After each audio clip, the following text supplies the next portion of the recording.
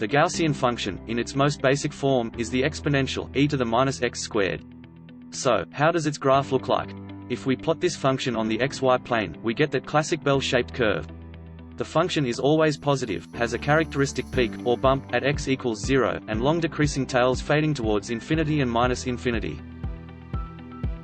This function is widely used in statistics to represent a probability density function, namely the normal distribution. Actually, this would be valid only if the function were normalized, which means you should have a normalizing coefficient right over there. We'll see what it means very soon. The x-axis might represent, for example, all the possible values which we can get from an ideally infinite number of measurements affected by random errors. The probability that we will measure a value between certain limits x0 and x1 is going to be the area under the curve of our probability density function. Again, this holds true only if the probability density function, in our case, the Gaussian function, is normalized, which again means we must have a normalizing coefficient over there. So, how do you evaluate that probability? How do you calculate the area under the curve? Well, ideally, you will have to integrate that function between the chosen limits x0 and x1 to get the exact value. Now, what about the total area under the curve? What about the integral of the Gaussian function from minus infinity to infinity? In our case, considering the basic Gaussian function, e to the minus x squared, it turns out that this function doesn't have a closed-form antiderivative. You cannot calculate the integral as you usually do. Anyway, in spite of that, you can somehow calculate the exact result of that integral, which is square root of pi. Yeah, we know pi appears everywhere and this is no exception. Now, if we were to consider an actual probability density function, this integral would instead need to be equal to 1. Why 1? Well, as for probability theory, the value of 1 means absolute certainty. If you integrate from minus infinity to infinity, that is over all possible values on the x-axis, it's like asking, if I pick one real number on the x-axis randomly, what are the chances I will pick any number on the x-axis?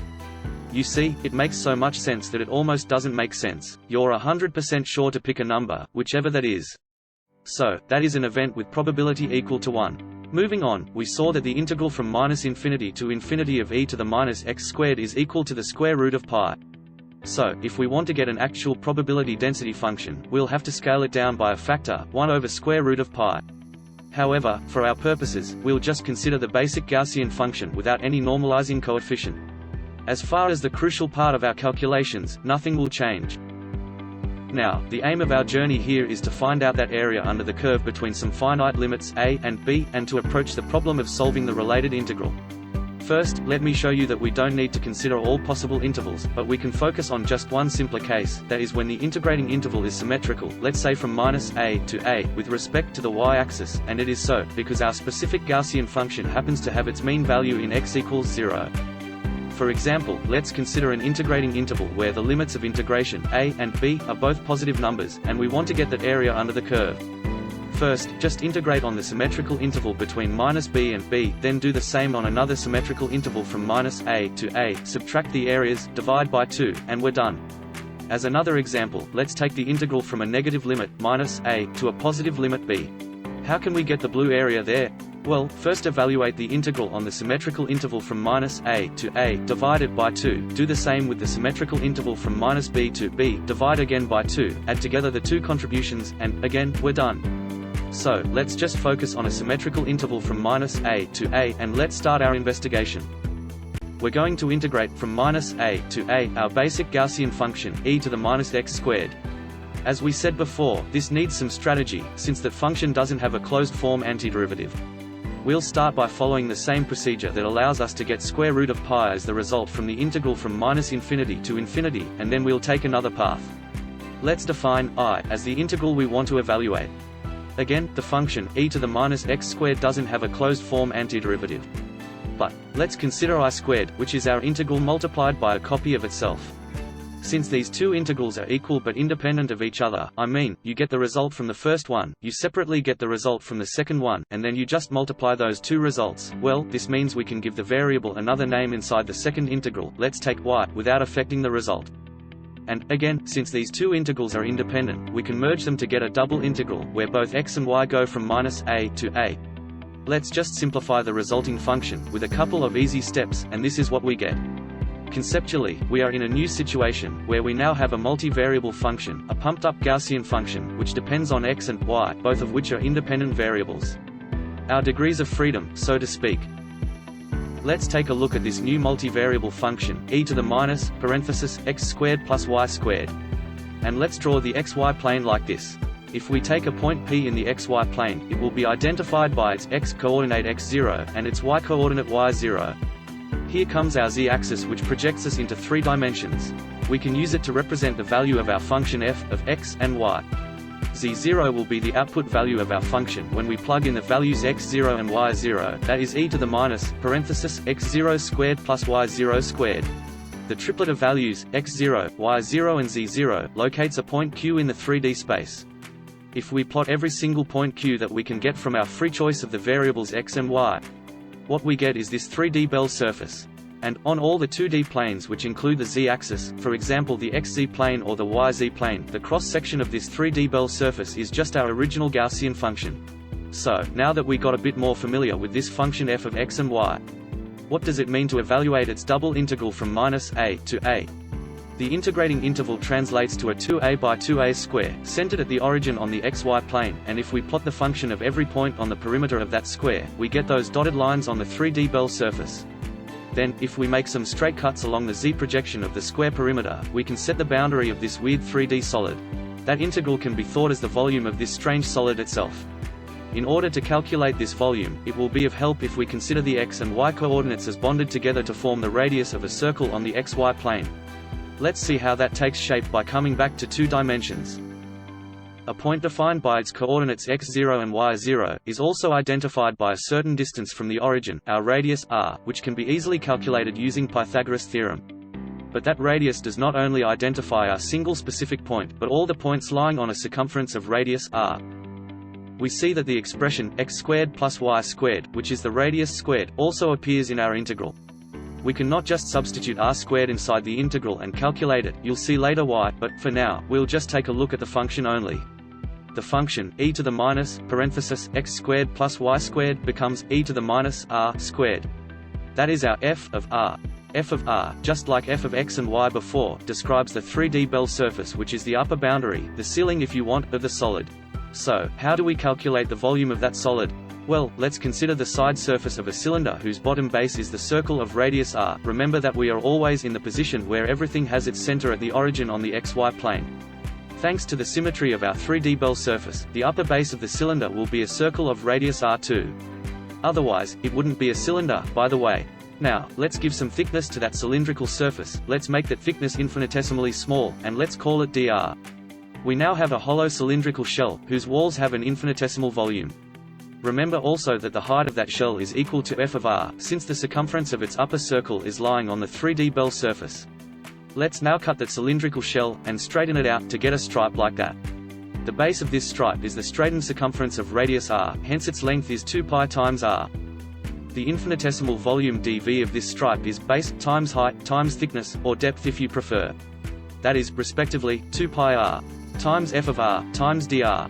It's simply a very thin parallelepiped. And f of r is e to the minus r squared. Now that we have our infinitesimal volume dv and we found out how to express it in terms of the radius r, it's time to integrate it all over the volume of the solid. Let's now take a step back, or, more precisely, let's take a short deviation. Let's go back to our full 3D Bell surface with all its tails fading towards infinity.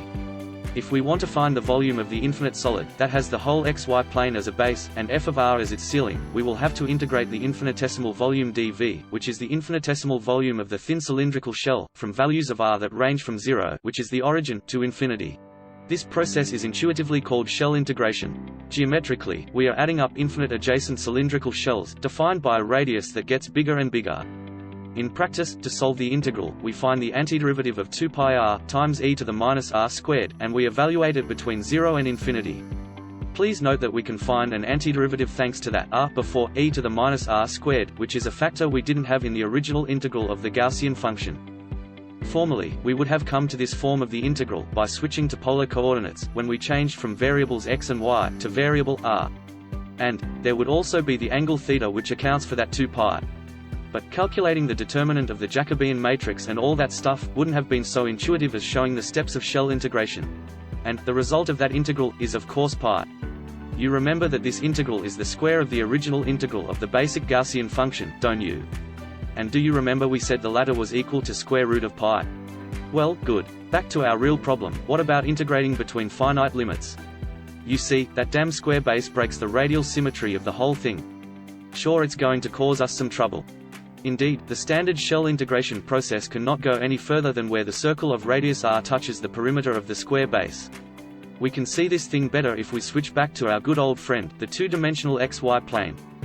So, we're integrating both x and y from minus a to a, so that we have this 2a by 2a square centered at the origin. That is the base of the solid of which we want to calculate the volume. Let's see how shell integration proceeds as seen from above. I mean looking at the projection onto the xy plane of the cylindrical shell, which is a circle, or, more precisely, its circumference with a tiny bit of thickness, dr, which I'm not showing here in order to have a cleaner layout. Well, as long as the radius r of the circle is smaller than, or equal to, a, the circle is fully included in the square, which means that the full circumference contributes to shell integration, or, in other words and from another perspective, the full cylindrical shell is included inside the volume of our weird solid. Thus, for this part we have the same integral we had before. The function to be integrated is the same, 2 pi r times e to the minus r squared, which is easy to solve. And, as said, r goes from 0 up to a. We have just calculated, for the weird solid, all the volume that is above a circle with radius equal to a, centered at the origin. What happens for a radius, r, which is greater than a? Let's first find out what is the half-diagonal, d, of our square base. Again, we simply apply Pythagoras' theorem and we get d is equal to square root of 2 times a. So, what about a radius which is greater than the half-diagonal d? It's easy to see that the circumference is fully outside the square. In 3 dimensions, this means that cylindrical shells with radius greater than the square root of 2 times a do not contribute to the volume of our solid. And finally, the crucial part. What about a radius greater than a, and smaller than the half-diagonal of the square? The circle now is only partially inside the square. The parts of the circumference that are outside the square do not contribute to the volume, whereas the inside segments do. We cannot use the same integral as before, since it's not the full circumference 2 pi r which gives contribution, but only part of it. Let's call this part of the circumference L, and it will be a function of the radius r, since, the greater the radius, the smaller the part of the circumference left inside the square. So, how do we get an expression for L of r?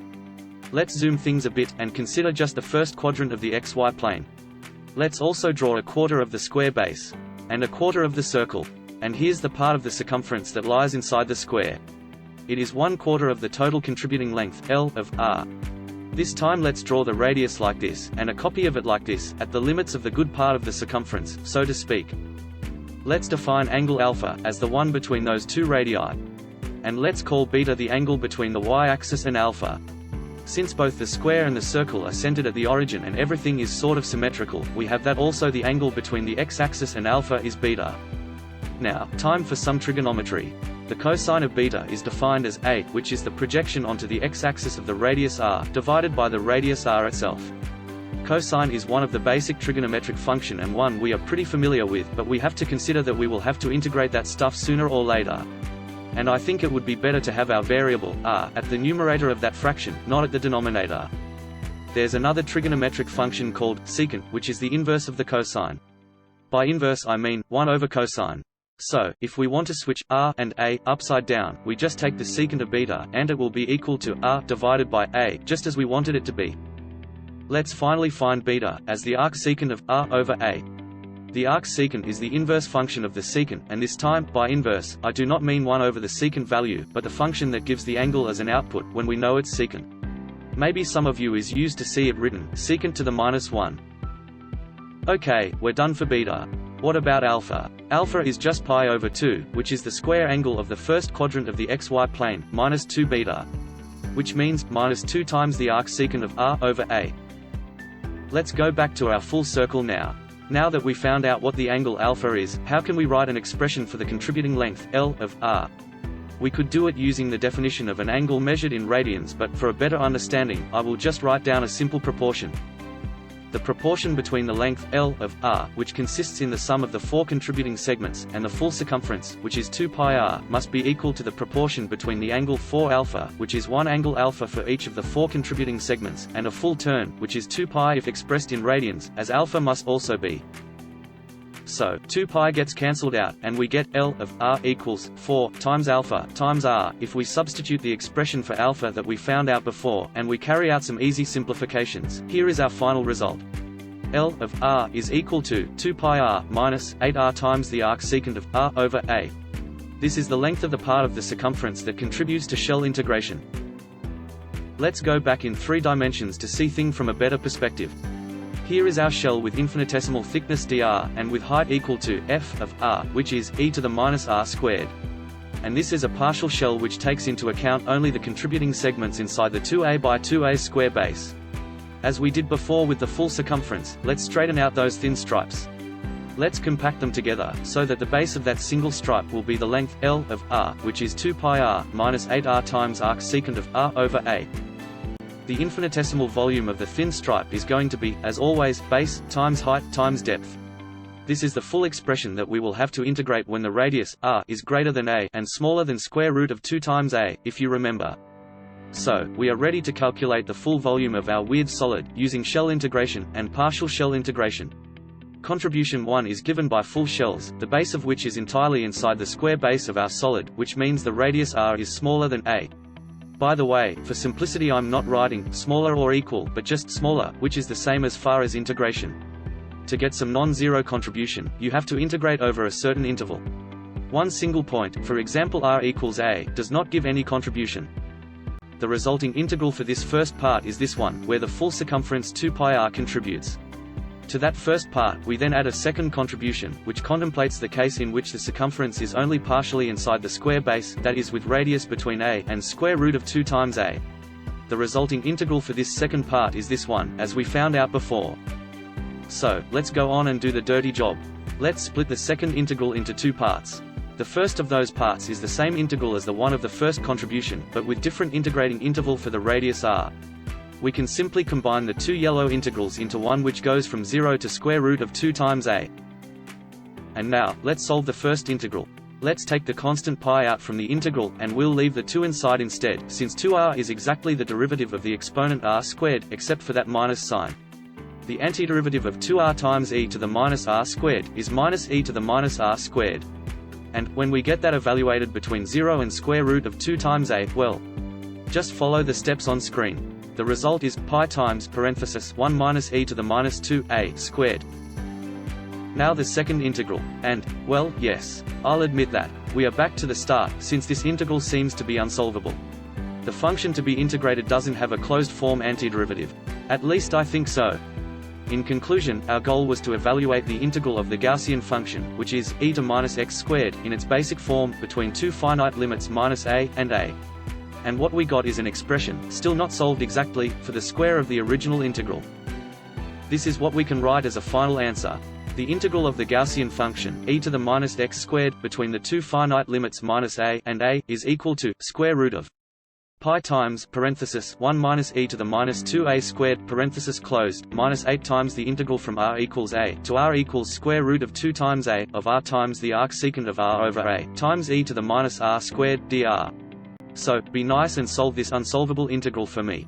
Jokes apart, it would be great if anyone could at least prove that this integral doesn't have a closed form antiderivative. And, yep, that's all folks. At least I think it's been a good technical exercise, and a cool journey into a tiny spot in the wonderful world of mathematics. Thanks for watching.